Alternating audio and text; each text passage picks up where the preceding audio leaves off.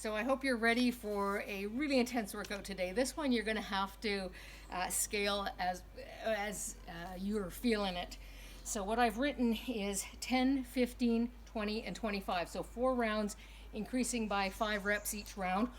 Or you can stay the same. If you're feeling really strong, try 4 rounds of 25 or try 4 rounds of 10 if you're not feeling it. And it's really going to depend on what band you have. So the one I have from my home is a fairly stiff band.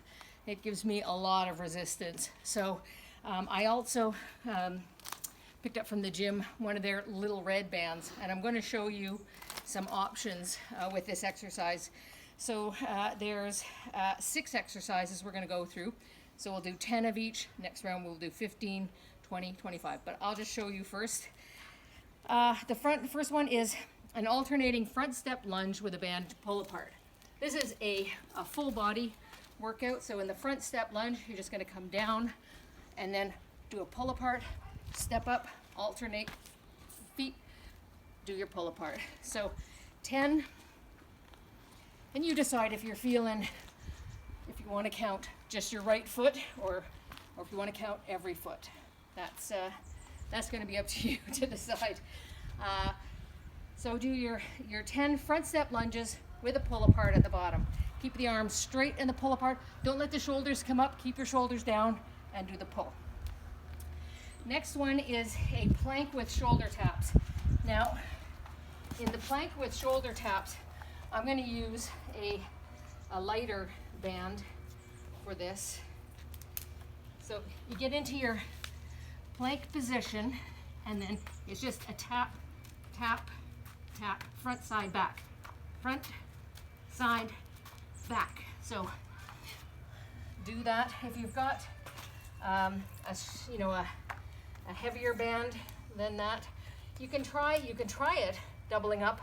But if that's too much, you can also tie your band in half if you want, and then that'll sort of reduce the resistance. This one's too intense for that. If the band doesn't work for that, you can also do shoulder taps. So get into your plank position.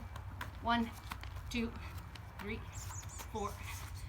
Do your shoulder taps. Whatever works for you. Next thing we're going to do is a bent over row. So for me, I'll stand on the band. I got 1 foot forward, 1 foot back.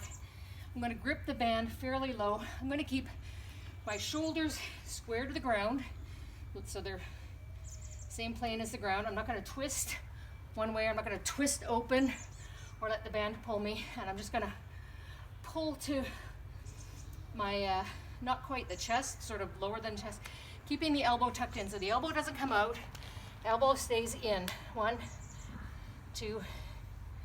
Now this one, I'm going to do 10 on the left and then 10 on the right. Or do it as a double arm. So here, you're going to stand in the middle of the band and then pull, staying in the bent over position, pull up with both arms. So again, elbows don't flare, elbows stay tucked.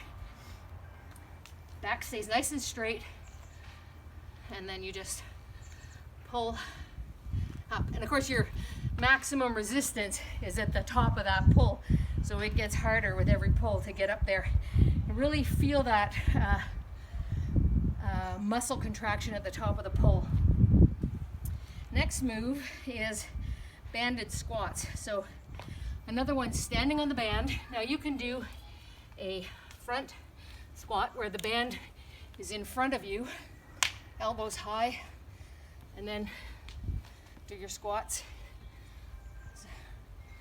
like that. Or you can make it a back squat, put the band behind you, behind your neck, whatever feels good for you. Take the band off at the bottom of the squat. Don't try to lift it or release it when you're standing. Do it at the bottom. And then the next one is a clamshell.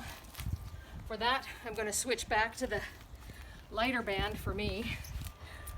And and the band goes above your knees. Now you can do this a couple of ways. One is feet on the ground, both legs go out, so your head, your chest, everything's relaxed, and you want to squeeze the outer legs and butt and hold that, you know, just really maximize the squeeze at the bottom, and don't let the band pull you in, you know, like don't just bounce through this thing. Control the band. Out, in, out, in. You could also do it on your side, one leg at a time. So if you're doing that, if you're doing it on the side, keep your hips stacked. Don't let your hips roll. So keeping your hips stacked. Well, for this one, for me that's still too tight, or too loose. I mean, so I'd have to do it this way with just a little extra tension on that band. Again, control the up and down. It's not a huge move, so you're not doing, you know, you're not letting it kind of, you're not letting your hip roll open. It's not the whole body. It's just a tiny move, open, close with the hips, depending on your flexibility. So keep that hip stacked in your clamshells. And you can also do it from a chair. Clamshell from the chair. Just sit on the edge of the chair and then sit up nice and tall. Don't let the back round, just really sit tall and pull and feel the muscle tension in the hip. This is very good for your SI joint. If you got any SI joint problems, physiotherapists always recommend clamshells for that. And again, if you're using a heavier weight band, I just kind of, you know, hold it at the position that works for me, so that I can maintain tension on the band. This one's not onerous, but after a while you'll feel that, because some of that is muscles we don't use a lot. And the last one is a Russian twist.